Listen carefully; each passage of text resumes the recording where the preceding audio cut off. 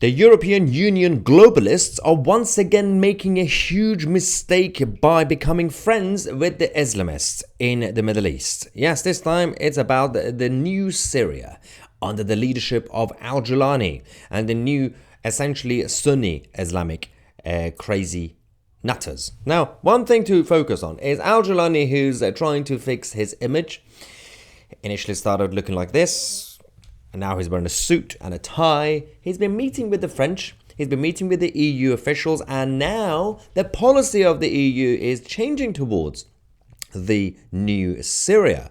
France's Foreign Minister Barrett has announced that the European Union is suspending sanctions on Syria's energy, transport and financial sectors to help stabilize the country after Assad was ousted by rebels in December. Now, this is of course a big issue which is not being addressed. Just because this man is going around wearing a suit and a tie doesn't mean he is your ally.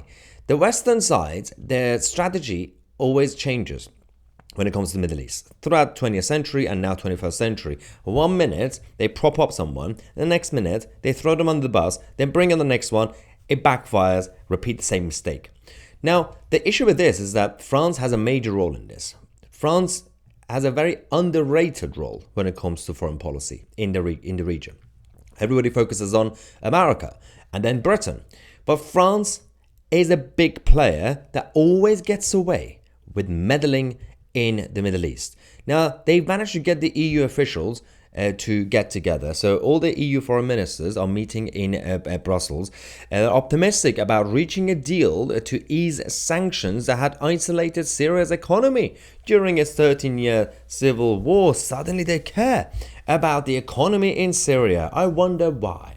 Now, they know that the leadership currently is weak and feeble, so they think they can actually befriend the Islamists. Befriending Islamists never works, and we're going to give you some examples, perfect examples, in case you haven't noticed what was going on for the past few decades. But going back to Barrett himself as a foreign minister, he's also proposed sanctions on Iranian officials involved in detaining French citizens, signaling tougher EU action on Tehran at the same time.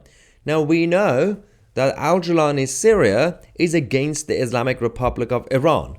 That's why he's doing that. So let's not forget, there are no good guys in this. You got the Shia side, the crazies, led by the IRGC, the Islamic Republic of Iran. Then you got the Sunni side, people like al-Jilani and all the other ISIS guys. They hate each other, but they also both equally hate the West. And the Western globalist idiots, one day they support the Shias, the next day they support the Sunnis, and they repeat the same thing. And they think the divide and conquer strategy works. It doesn't work when it comes to the Islamic mentality. It always backfires. Going back to France, what they did in the 20th century was a huge mistake.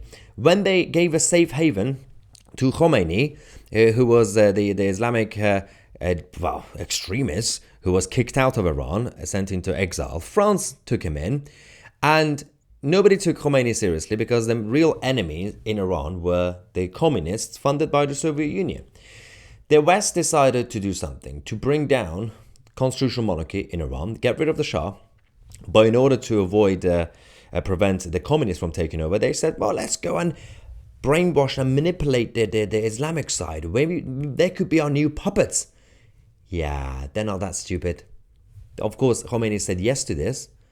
Khomeini, who was living a great life in France, meeting with Arafat and all the others, and then eventually met with MI6 and CIA. They trained him, they helped him with propaganda to go to Iran. He took over, and the whole thing backfired because the next day, Khomeini and his supporters went on the streets in Iran and chanted death to America. Let's not forget, there was this propaganda for a long time that the Western side helped the Shah do a coup against the Prime Minister of Iran, Mossadegh. They were going around saying the democratically elected Prime Minister of Iran, Mossadegh, was overthrown. No, the Prime Minister was appointed by the king in Iran. Secondly, he was a communist. There was an insurgency. Thirdly, that wasn't the reality. The Western globalists didn't help the Shah. They helped the Islamists, and they failed. The truth came out a couple of years ago when the classified documents were declassified. In 1953, MI6, with the help of CIA, plotted with Islamists to overthrow the Shah's democracy, constitutional monarchy. This is declassified British files that obviously highlighted the MI6 CIA coup against Iran, right? And then obviously a democratic parliament. Now, everybody said, yeah, they did a coup to help the Shah. Ooh, they're puppets.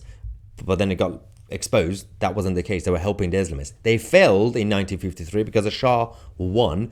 And of course, the monarchy stayed in place. But 25 years later, what did they do? Of course, Jimmy Carter, one of the worst presidents of the United States, decided to try again. With the help of France and MI6, they helped Khomeini, and they obviously plotted to bring down the monarchy, and they did, and it failed, and now we have to deal with this mess. How many times do the Western globalists have to make the same mistake?